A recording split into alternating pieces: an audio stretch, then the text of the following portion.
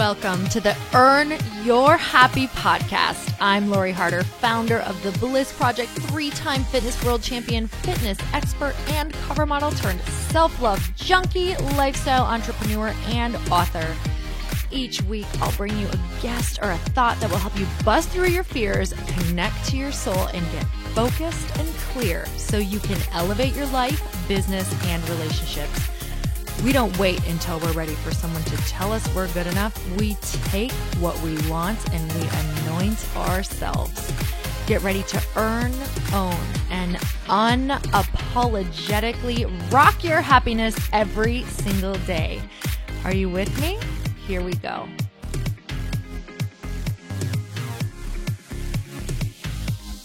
Welcome back to the Earn Your Happy podcast, and today I have the honor of talking to Christine Hessler. She left her successful job as a Hollywood agent to pursue a life that she could be passionate about. She is a best-selling author, and for over a decade, she's been a speaker, a retreat facilitator, spiritual psychologist, and life coach. And you guys, I'm so excited about all of the amazing information you are about to receive. And most of all, I am going to be an avid follower of her new top-rated podcast, Over It and On With It. And you guys, you get coached live on the air and you get to tune in and listen. So you can guarantee I will be following every episode, and I hope that you do too. So let's get started. Christine, I am so excited to have you on the podcast today. Oh, I'm so excited to be here, Lori. Thank you. Okay, so literally, I have heard so much about you. It's crazy. And I've been creeping on your site, and I can already tell you're one of those just like a girlfriend, literally, because just the way that you come across in the way that you write and in the way that you speak in the short time that I've gotten to speak to you, I already feel like it's just a conversation, and that's what I love. So can you take me back to a time long before maybe you knew who you were, or you knew that you were going to get into this field of life coaching, speaking, being a best-selling author? Oh my gosh. Well, I can talk about the time that really was the big pivot for me. And it happened in my 20s, and I was working as a very successful agent in Hollywood and pretty much checked everything off the list. I had the great job. I was making over 6 figures when I was 25 years old. I had the boyfriend, the fancy, office and clothes and the whole deal. And I just still wasn't happy. And I spent the large majority of my life up until that point not happy. I was put on Prozac when I was 10 years old. And I was always kind of looking for something outside of me to make me feel better about myself. I was also very, very insecure and compensated on that by being a massive overachiever. And, that's kind of great on the goal line of life, because being an overachiever, I was able to check a lot of things off the list. But on the soul line of life, on the internal level, I was living in when-thens and I was never happy. So to make a long story short, basically what happened is I ended up resigning from my career because I just reached a place where I literally was having panic attacks walking into the office, and I just knew it wasn't where I was supposed to be. And then after I resigned, I thought, everything would be hunky-dory. I heard stories about people take a leap of faith and then everything just gets better. And no one really talks about the free fall after you take a leap of faith. So I free fell for a while, and I ended up going into lots of debt because I was trying to keep up with my Hollywood lifestyle. I was estranged from my family for a while. I got diagnosed with an undiagnosable autoimmune disorder. I really was lost in terms of my career, which questioned my whole identity because I identified myself by what I did. And then 6 months before my wedding, my fiance at the time dumped me like cold turkey. Wow. So in a short period of time, I lost everything I clung to for security, safety, control, and identity. And that really was the turning point for me, because I ended up on my bathroom floor one night questioning whether or not I really wanted to be in the world anymore. And that was when I had my first, as an adult, because I think we have a lot of them as a child, but that was my first adult God moment where I had this feeling of overwhelming love and compassion that came from the inside. And that's when the light bulb went on inside of me of, oh my gosh, I've been living my entire life from the outside in. That isn't the answer. There's got to be another way, and I want to find it. Wow. Okay.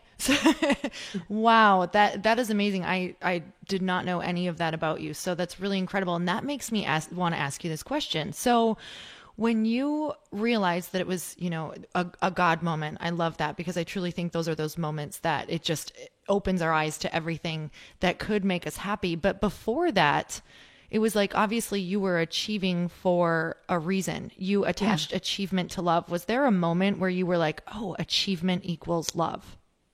Oh, sure. I mean, I don't think it was one moment. I think it was cumulative moments. And I think this happens to everybody when we're little, usually before the age of 12, often the age of 7 for a lot of us.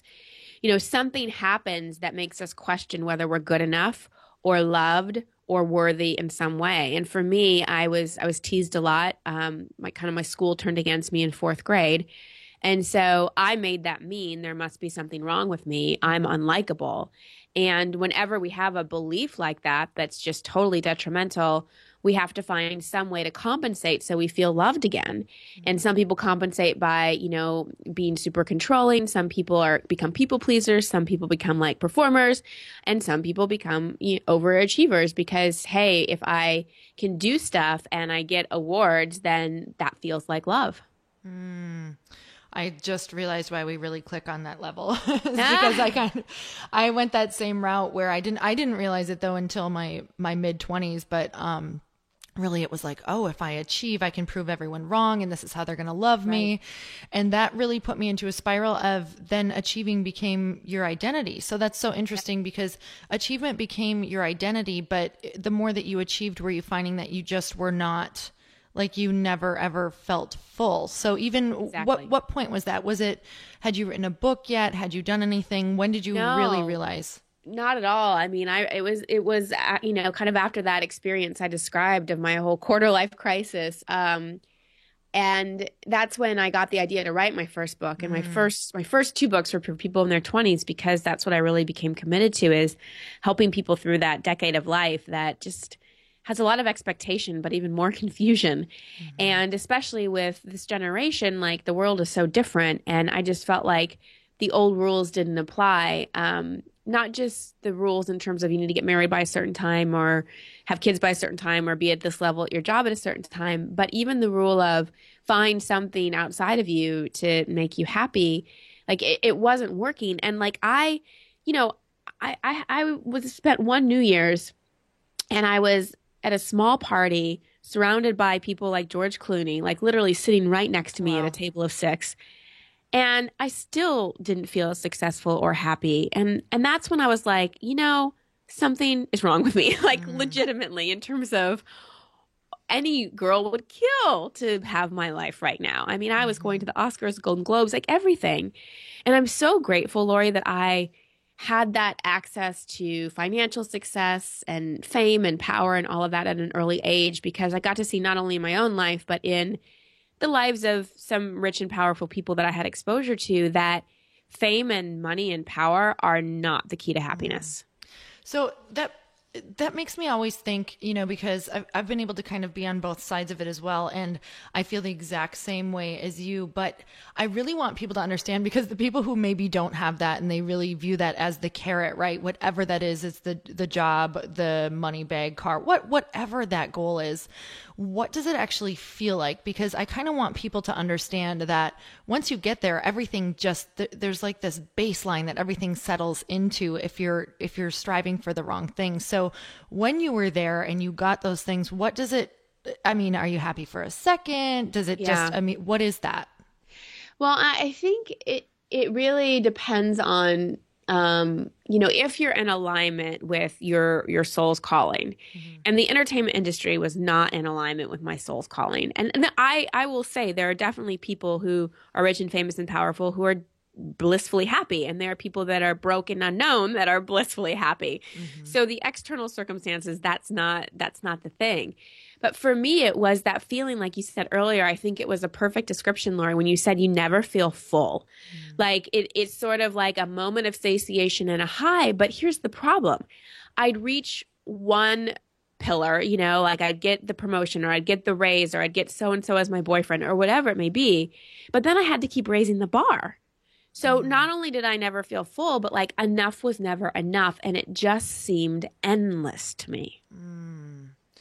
So it seems endless. It seems like you have this huge road in front of you. And you said that, when you were getting outside, when you really had that moment of kind of breakdown and realized that it's really, intrinsic that you're going to start feeling full or that you have that God moment. What are the first steps? I mean, because that's opening a completely different door to a completely different life that you are not living. What is it like to wake up in a life that all of a sudden you realize it's not the one that's making you happy? And how do you start getting out? Oh, it's terrifying. It's absolutely terrifying. That's why I think we have so many, addictions and numbing devices out there. Everything from alcohol to food to relationship to work. That's the most like PC addiction that we have out there right now. Like it is absolutely terrifying because one, you feel like, oh my gosh, I've worked so hard to get to this point. Now what do I do? And you kind of don't want to look at it. And two, all of a sudden, a tremendous amount of uncertainty comes forward. And, the ego hates uncertainty. We like to know. We like to know how things are going. We like to have a plan, all those kind of things. And, for me and for other people that can relate to this, your whole identity, like the who am I question becomes a complete unknown as well. And I think the other reason it's terrifying is because we're not really taught the tools for how to deal with that when it happens. That's why I was so passionate about writing my last book, Expectation Hangover, because I didn't have the tools to deal with the emotions that came up, to change my thoughts, to understand what was driving my behavior, and also to connect to some kind of higher power so I didn't feel like I was doing this whole life thing completely on my own. So what I really encourage people in that, who are maybe in that position, is to let yourself feel the fear. Like, don't numb the scariness. Don't numb the terror. Don't numb maybe the sadness or the anger about it. Like, allow yourself to feel it and ask really with sincerity and with strong intention, okay, I know I'm being shown something. What am I learning? Show me. And there has to be a level of surrender, not resignation. Resignation and surrender are very different, but a level of surrender to go, all right, uncle, like I'm scared. I don't know what to do, but what I have been doing isn't working. So I'm willing to start getting out of my own way and be shown the way. That's beautiful. So Christine, why do you think we're so scared to sit with a feeling? That I always think of that because so many people, I've had people write me and say, I'm scared to even meditate. I'm scared to not be busy, or because then they have to do what? What are we so afraid of feeling for? I think we're just afraid of feeling our feelings. I think that most people, and I know this too from what people have told me, are afraid that if they open that can of worms, they're never going to get to the other side of it. And, I watch how uncomfortable, like when I lead retreats and things, I watch how uncomfortable people are with other people's feelings. There's this awkwardness that happens. And that's kind of how we are with our own feelings. We don't know, like, if we start to like feel our sadness or feel our anger or remember those things that maybe we bottled up, like how we're going to get to the other side of it. It's sort of like going to a foreign country all by yourself, not speaking the language, having no map, having no one meeting you there, and just getting off the plane and being thrown out and having to try to figure it out. It helps to have like a map or a translation book. And so, what I really encourage people is to remember, like, there's a part of you that's having the feeling, but then there's this other part of you that is, call it your higher self, your authentic self, that is full of so much love and compassion. And we have to start nurturing a relationship with that higher self, that authentic self. So when these big feelings come up, we can say to ourselves, it's okay. Let it out. You're safe. It's okay. And so I like to teach lots of tools for feelings. One of the tools that I teach is release writing. And when people have a big feeling, they just get a piece of paper and just start writing, like, I'm angry because, I'm sad because, I'm scared because, whatever it may be. And you write and write and write, often faster than you can, you're thinking and emoting faster than you can write. So it kind of looks like scribble. And then you just keep writing until the feeling moves through you. And then when you're done, you rip it up and throw it away. And I also teach people how to have like adult version of temper tantrums because, as little kids, we knew how to do that. And if you watch a little kid get upset and you don't interrupt them and you just let them work their own process, they get to the other side of the tantrum and they end up just soothing themselves. And this is just all stuff we know how to do, but we've forgotten. And, at different points in our life, we were told, don't cry. Big boys don't cry, be a strong girl, shake it off. I don't want to hear you crying, all those things. And so we've just become masterful at suppression. That is amazing. I'm going to do the writing one because literally I can think of some things I need to write through right now, but it's so, so true. You just brought up a moment for me that really, I didn't know how I was going to get to the other side. I was actually feeling feelings of jealousy, which I had not, I was ashamed to even say them out loud. Like, here I am, this person who's preaching about supporting women, and I'm actually so jealous right now. I needed space to be able to say it and get it out, and come to find out, once I got through it, it wasn't that at all. It was fear around something else. But really, we're not even giving ourselves that grace and that space because I think we're also not having conversations about it. So I love that you are like making it feel so normal, like this is so human. So when people first come to you, or maybe they need to work through something big, I mean, what is the first thing maybe that you say to someone if they're not going to get a coach or do programs that needs to work through something like that? Is it just give yourself the space? Is it find somebody who you trust, or talk through it, or what is that? Well, I think it's different for everybody. People have different levels of expectation hangovers at different times in their life. But the first thing I'd say is to go back to the question, what am I learning versus why is this happening? And to find some program or someone that can be a guide, because we're not here to figure all this out on our own. I wouldn't be where I am today without the teachers that I've had. And what's so great about living in this world is that there's always people that are a little farther down the path than we are. And it's important that we reach out to those people, because I think there's sort of this pride thing that comes up of, like I should be able to get through this on my own. I should be able to figure it out on my own. But that just continues to reinforce the illusion of separation, which is one of the most core wounds that all of us have to get over. So get connected, whether it be a coach or a program or community. That's the first step, because we need that soul food in order to do the deep work and a lot of the shadow work that we're talking about. You've got to feel connected and you've got to feel supported. Otherwise, it just feels too scary. Oh my gosh, yes. Connection is like my entire theme this last year, because it's the quickest way to feel better and get your answers fast. And it's like, why are we isolating ourselves? So connection and mentors and books and, oh my gosh, all of these beautiful tools that we have so accessible that we're blocking out because we feel like maybe we get a medal for doing it alone, or that it's just something that will be strong if we do it alone. So that brings me to your book, because I'm obsessed with the title, Expectation Hangover. And I talk to so many women who carry so much disappointment throughout their lives. Why do we have such high expectations for other people or for our lives? And for ourselves, right? I think the highest degree of expectations, especially women, is the pressure we put on ourselves. I think that the most dysfunctional relationship most people have is with themselves. And that impacts every single area of life. So it kind of goes back to what we were talking about earlier in terms of why we have such high expectations. We're oriented in this world to be very out in. The things on the outside make us feel a certain way. And so those levels of expectations are high because we think that that's the source of our joy, happiness, well-being, and so on. Second, back to what we were talking about, about what I call compensatory strategies, being the overachiever, the pleaser, the performer, the caretaker, whatever it is. Anytime we didn't feel loved or like we didn't belong or we felt separate, we come up with a way to feel better. And so we have expectations on ourselves to do those things so that we feel a certain way.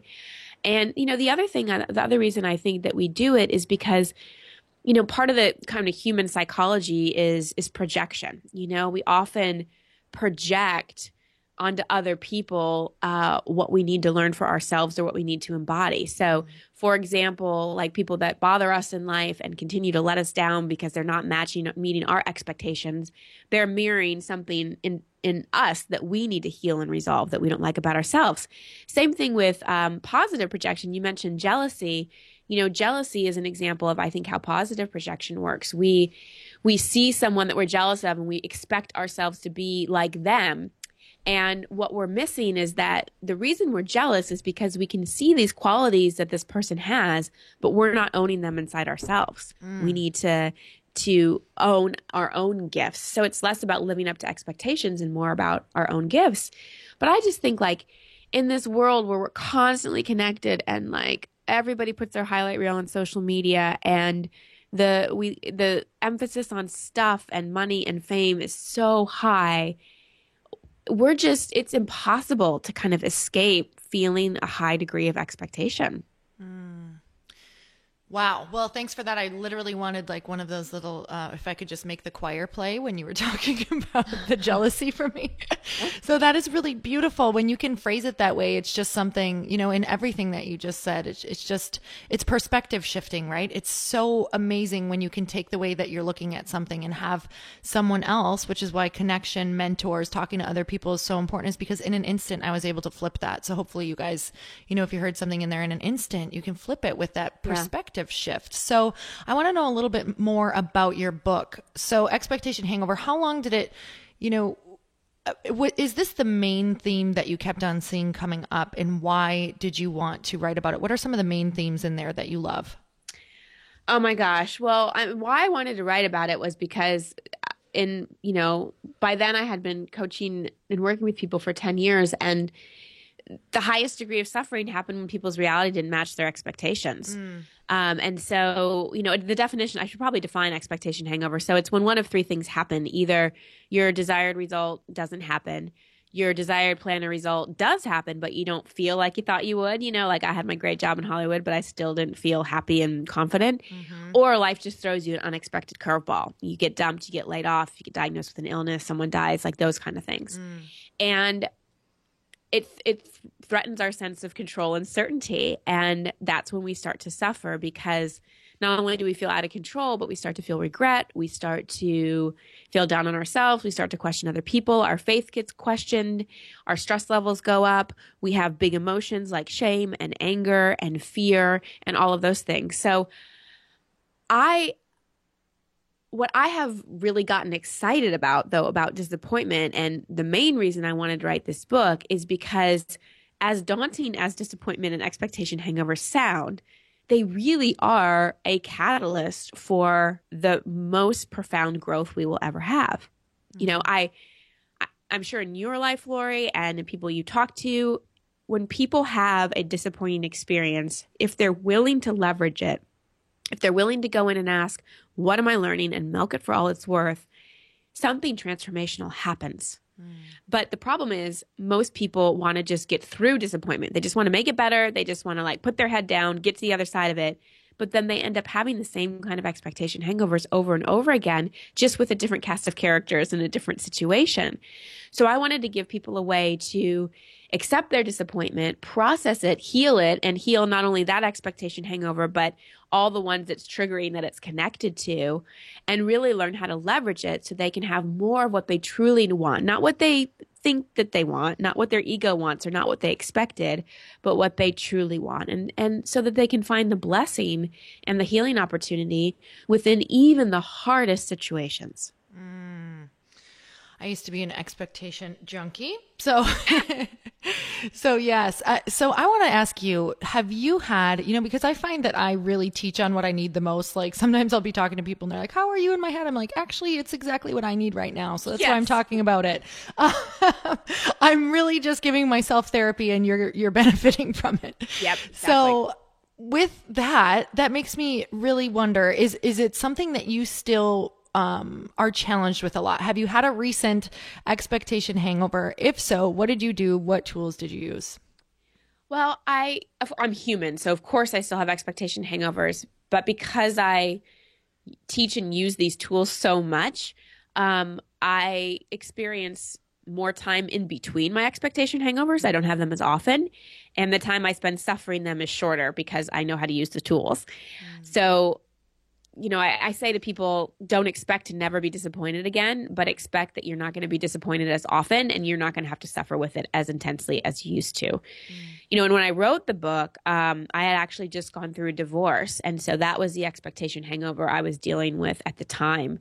And it was, my manual for how to get to the other side of that. One of my coaches said, milk this divorce for all it's worth, like go for every single healing opportunity that you possibly can. So as I was working through that, and it triggered, so much inside of me, that's when the book really came through. And, I don't teach anything that hasn't worked for me and thousands of people that I've worked with, because, I love the personal growth industry. I think it's amazing that it's become such a big industry. One of my, we'll call pet peeves, or better word, concerns with the personal growth industry is the promise of a quick fix for some of our most intense disappointments. And, expectation hangover isn't a quick fix. It's a workbook. There's meditations and exercises, and you're going to be asked to do work when you go through it. But I know that kind of comprehensive, deep work is what works. It definitely does. So you said, wow, I loved this. Milk this divorce for all it's worth. And anyone else would hear that and be like, oh, what are you going to get out of the divorce? How much money are you going to get? What things are you going to get? And that is so beautiful because I think people want to get stronger. They want to move into this confident person that they know that they could be, but they don't understand how to create that. And I think that instead of avoiding the struggles, like you had said, they are the most beautiful opportunities, like you said, to heal all you can. I loved that. That was so amazing because we need those, right? Yep. We really, really need those opportunities. So sometimes life can be going along really great. And I'm like, this is so fantastic. But then you realize it's those moments sometimes that you feel like you've gotten taken down that can really completely shift where you're at. Have you had anything like that recently? I'm happy to say I haven't.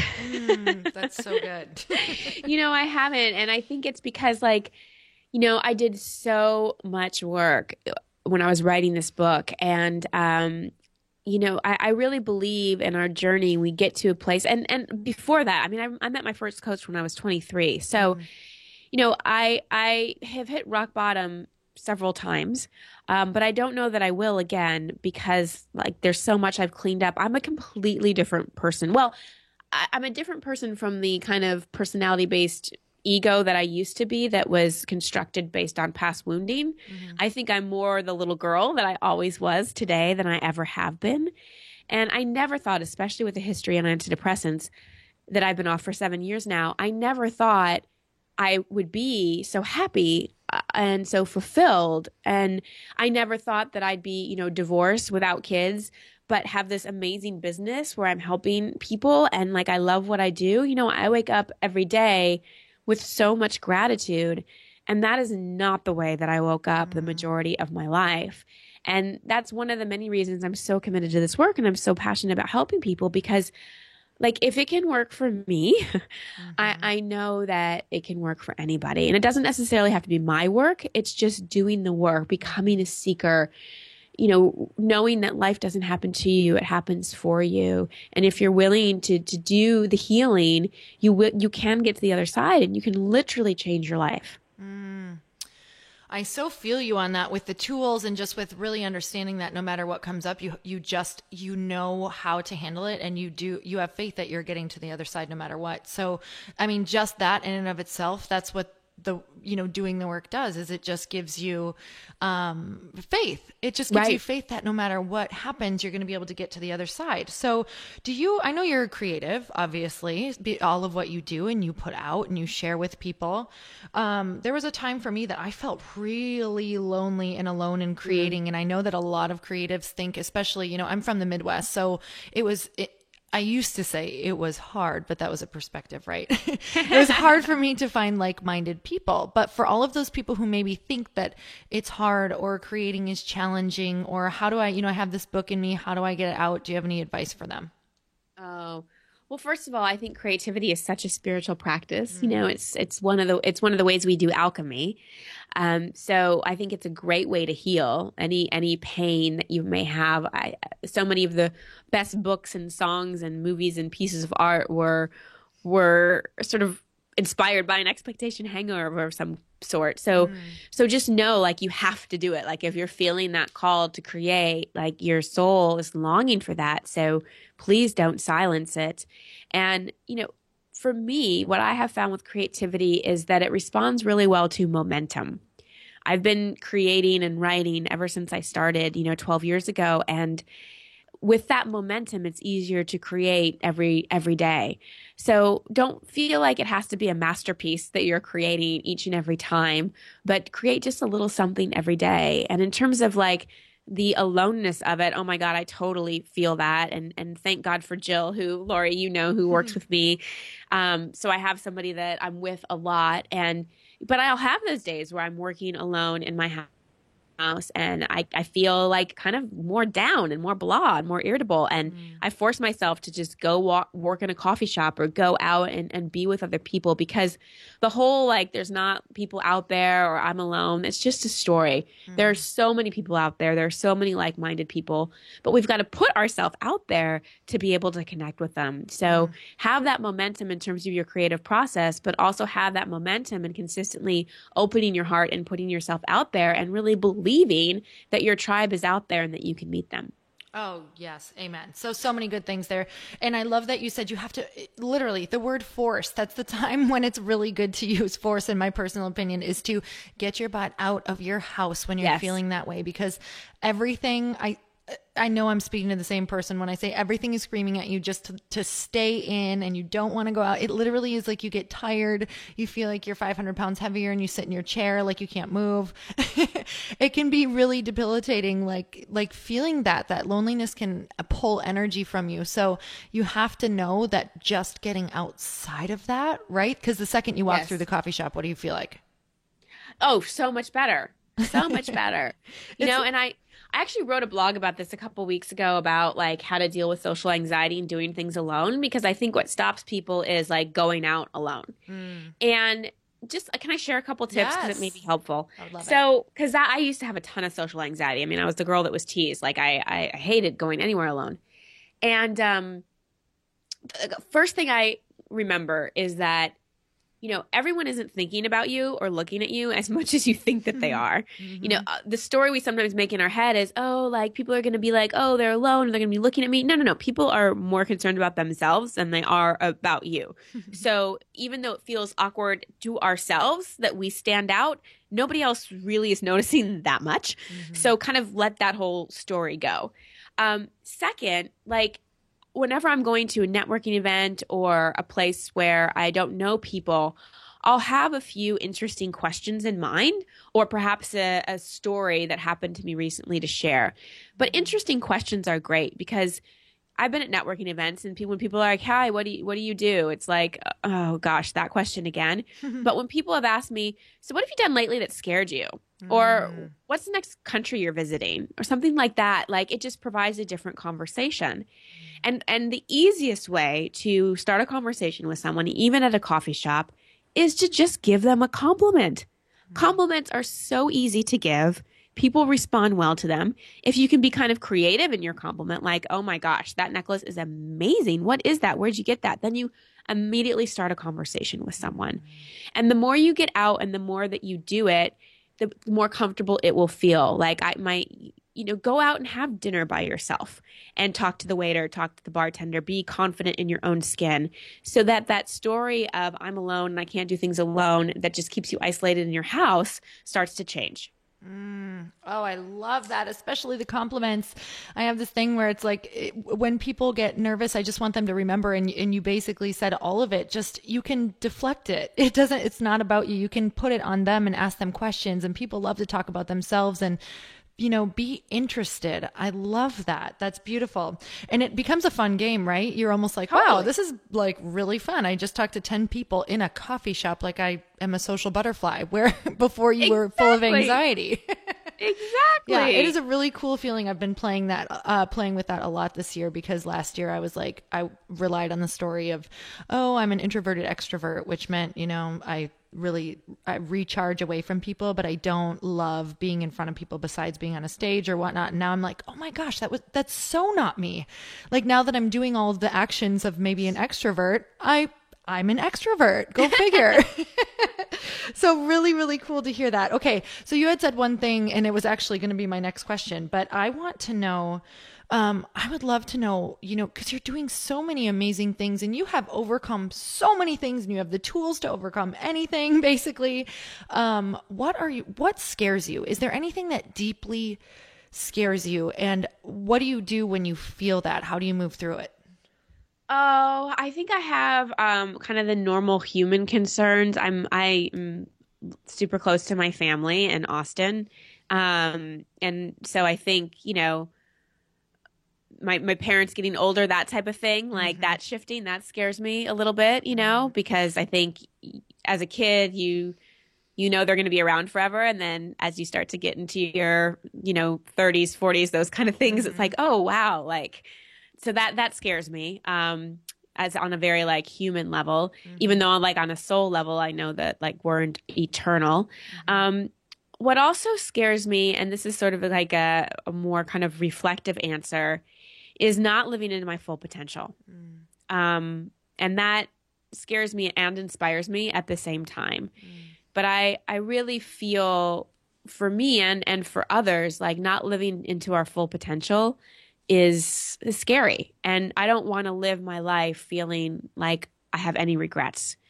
And that's also what inspires me to help as many people as I can live into their whole potential, because sometimes I get scared with how the world is. And I'm seeing this massive split in consciousness. It's kind of mirroring the economy. Either people are waking up or people are falling more asleep. And the falling asleep people, that scares me. So I want to do anything I can to help people wake up. Yeah, those are really, those are a lot of the same exact fears that I have, but how do you, so it's easy to go down that spiral, right? Because I know that a lot of people, and I know even me sometimes, I'll be out for a jog and I'm having the best run ever. And once in a while it'll just hit me like, oh, why am I getting this feeling? I hope my family's okay. Oh, I don't want to, you feel yourself going down the spiral, or see a news headline where you're like, oh my gosh, this is the world that I live in, where you were just living in a beautiful place. You were seeing so many people for their beauty and what they're doing and all the good that's happening. How do you stop the spiral? Yeah, great question. So I think so much of fear comes from worry. We get triggered by something and then we get to go to worry. And worry is basically taking what if and following it by a negative statement. What if something happens to my family? What if there's a terrorist attack in my home? Like whatever, like those kind of what if statements. Right. And so we want to reframe and redirect our thoughts as quickly as possible so that we don't downward spiral. So the what if becomes like, what if everything is beautiful? What if I have another 30, 40 years with my parents? What if everything at home is amazing? What if the world is actually really getting better and better every day? Those kinds of things. And that's one shift. So shifting, the direction of the thought, and two, keeping our vibration at a high level, at a high frequency, because fear and doubt and panic, really lowers our vibration. And so we start to attract and co-create different things. So keep your vibration elevated by really getting into gratitude. So like if I notice myself worrying about my family, I'll shift that into letting myself feel how much I love them. Because really what's underneath most fear is love anyway. We're afraid we're going to lose it. Yeah. So I just feel into, oh my gosh, like I could cry right now. Like I just love them so much. And I'm just so grateful to have both my biological family and a soul family that loves me so much. And, I think it's just allowing ourselves to feel like, let our heart burst right open and have tears of love and gratitude versus fear. Oh, beautiful. gratitude is begging to come through right now because it came up again and I'm like, it's blaring in my mind. So I know it wants to be talked about. I literally, I base everything, like you said, you know, to get myself out of the spiral. You said gratitude right away because I know that's what everybody does who does not go down that spiral. Like, how do people do it? How do they stay out of the fear and anxiety of anything, right? Of launching a business, of losing our family, of fear around what's going on in the world. And truly, it's all based in gratitude. So that gets me to, what is your gratitude practice? I know that you just said you have to really allow, like I always say, allow yourself to feel it like on a cellular level. So it's just consuming you. But I think people need to understand how we do that. Can you, because, okay, you're having a bad day. Let's just say you're having a bad day. And you're like, I'm just going to be grateful for everything. I'm grateful for my house. I'm grateful for this, but it doesn't shift right away. So what do we have to do? What does a gratitude practice look like for you? Well, for me, it is the constant practice, but also like every night before I go to bed, I write down just things during the day that I'm grateful for. Like, so you'll be on the list tonight, Lori. Yeah. And just the little things, everything from like, someone helping me with my groceries to big things, like a new great client or a speaking gig or whatever. And that kind of nightly practice, I go to bed with like gratitude in my mind and in my heart. And so I wake up with it. And so I think a ritual or a practice around it, anything that we're doing on a consistent basis, our experience of it and our access to it is automatically going to increase. So do some kind of ritual, some kind of practice where you're consciously bringing your mind to gratitude. It's kind of like, have you ever had the experience where you're thinking of buying a new car? Like say you're thinking about getting an Audi. Mm-hmm. Like all of a sudden they're everywhere. You see them everywhere because you're thinking about it and it's in your mind and you're researching it, that type of thing. So the more you have a ritual and a practice around gratitude, the more you're going to see it, the more you're going to feel it, the more you're going to experience it.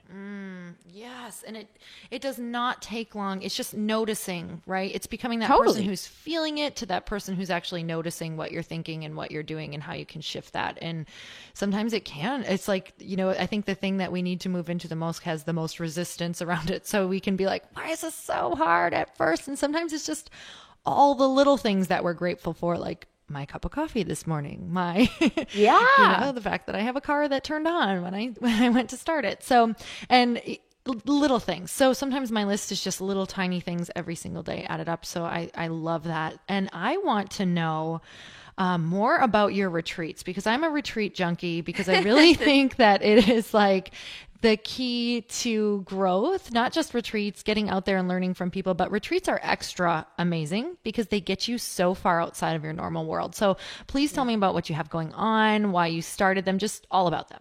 Yeah, well, I love retreats too. I've had some of the most profound and lasting transformations and healings at retreats. And, there's something magical that happens when a group of people come together and they're all committed to doing the work. It's like everything's accelerated, so you learn about your own experience, but you also learn so much from all the people there. And, I feel like the retreat experience is one that's completely sacred. I think that we live in a world that is way too isolated. Like even the whole idea of a nuclear family, 2 people and kids like living in the house. We used to live in tribes and we used to live in communities, and coming back together in circle and spending that time in community, just that alone, even if you didn't do any transformational work while you were there, just that alone, especially for women who it's in our like DNA to want to sit in circle together, just that alone is healing. So that's a big part of it, just coming together with people. And then, I teach very experiential retreats. So it's not a lot of sitting around and listening to lecture. You're moving through, we do a ride through the emotions. You're learning different archetypes. You're experiencing the transformation right then and there, so that it becomes a reference point for the rest of your life. And part of why I'm so inspired to create them and to keep hosting them is because I feel a responsibility to share and teach the work that worked for me when I thought nothing else would. And, it's like, when you eat at a really great restaurant and you want to tell everybody about it because it was just so good, like you want as many people to go there and experience it as possible. That's how I feel about retreats. And that's the format I feel like I can share that most. Oh my goodness.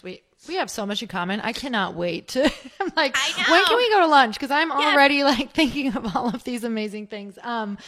That's what I'm in love with is experiential, just learning in that way, because it's like when I'm spoken to, we all learn in so many different ways. And when I'm spoken to, I get it, but it's not until you really try it right there. And then you realize if you did it once or you move through it once that you can actually do this again.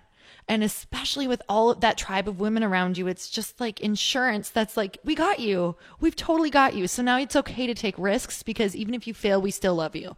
And, I love that. So you guys, please check that out. Where can we go if we want to check out your retreats? Because I'm interested. Yeah. So thanks for asking. I've got 2 coming up. I've got my signature retreat in July, and this is the one that I do sometimes twice a year. It's the most impactful in a short amount of time. It's just a Friday through Sunday.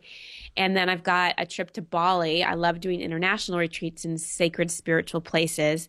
So it's a mix of coaching and transformational experiences and sightseeing, but sightseeing in an experiential, intentional way, so that like you have healings through the different sacred places that we go to, and luxury and great food. And so the Bali one is in September 16th through 22nd. And if you just go to my website, christinehassler.com, all the info is there, or you can just email jill@christinehassler.com and she'll give you all the deets. Amazing. So where else? I know that we talked a lot about your books, and I really want people to be able to grab Expectation Hangover. So is that on your website as well? Yeah, or Amazon or bookstores or wherever you buy books. Okay, amazing. All right. So before we close, I've just got one last question for you.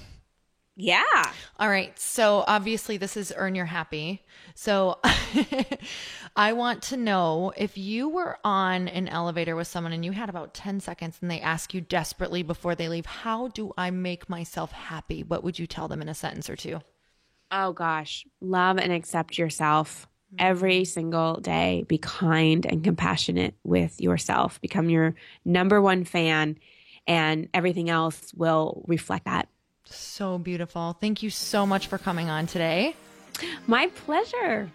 It was an honor to have you. And you guys, if you loved this episode and you know anyone who could benefit from it, please shout it from the rooftop, share, and go to christinehassler.com. And until next time, make sure you earn your happy. Bye, everyone. Thank you guys so much for spending this time with me on the Earn Your Happy podcast. I am so glad that you stopped by. If you could take 1 second to share this episode with someone you think would love it, that would be absolutely amazing, and we would be forever grateful. Also, please leave us a review if you feel so moved by going to iTunes and leaving us an honest thought, an honest comment.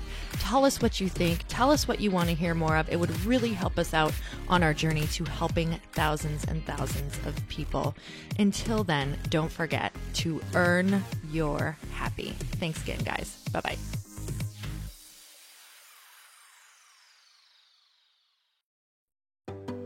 Hey, do you know what the big secret is this year? And it shouldn't be a secret, because this should be your biggest focus. It is building your community. I am always working on building and nurturing my community, and everyone is talking about the power of community. Without an online community, you just cannot grow organically or create a real movement, which is what I know that we're all after.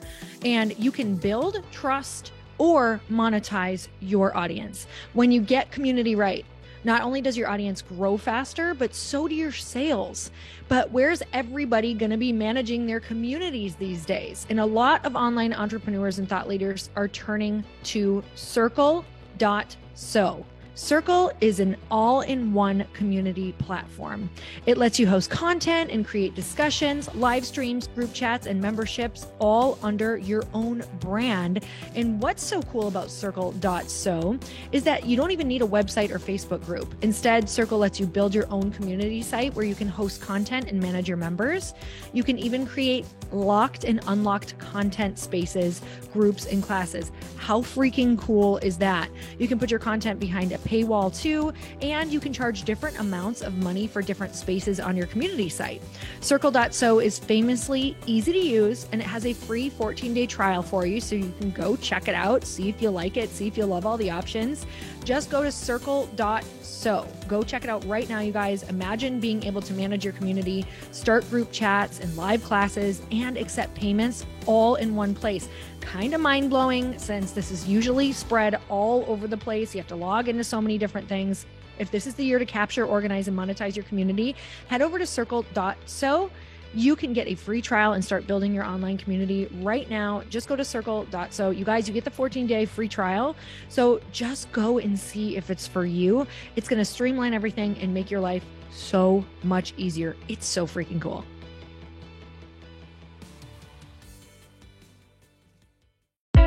Hey, I know if you're listening to this podcast that you have big dreams and big goals. And one of the things that can really stop you is struggling with your marketing. Trust me, I have been there. Are you using 10 different systems just to build your online business? Then I want you to try Kajabi. Kajabi helps you build your web pages, set up funnels, and sell your courses, content, coaching, or communities. You've been hearing me talk a lot about funnels on this podcast and the importance of your email list. You can get a free trial at kajabi.com. That's Kajabi.com. I've talked about Kajabi before, but here's something that's super cool and new.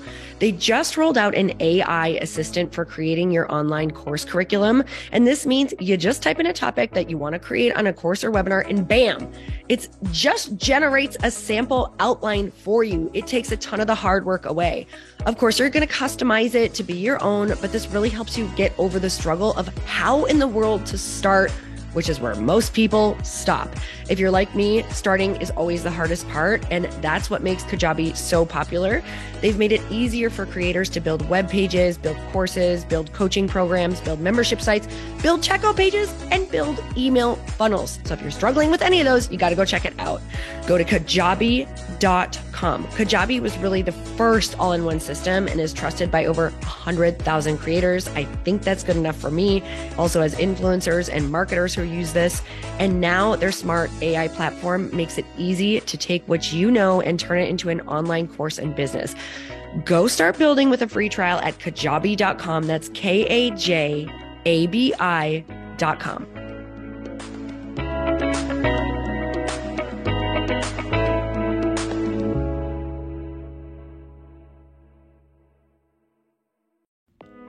Hey all, I'm so excited to share with you, Earn Your Happy is now part of Growth Day Podcast Network. A bunch of us are coming together to bring more growth to the world and support shows and brands that we truly believe in. And one of my friends is also on the network, and I'd love for you to go subscribe to his show. You guys, Trent Shelton has the most incredible podcast. It's called Straight Up with Trent Shelton, and it's going to remind you that you are built for this. I have heard Trent speak in person multiple times. I've listened to his podcast a ton. He's coming on the show, and I literally cannot wait because this man just spits straight fire. It is like truth that goes to your core and makes you take action right away.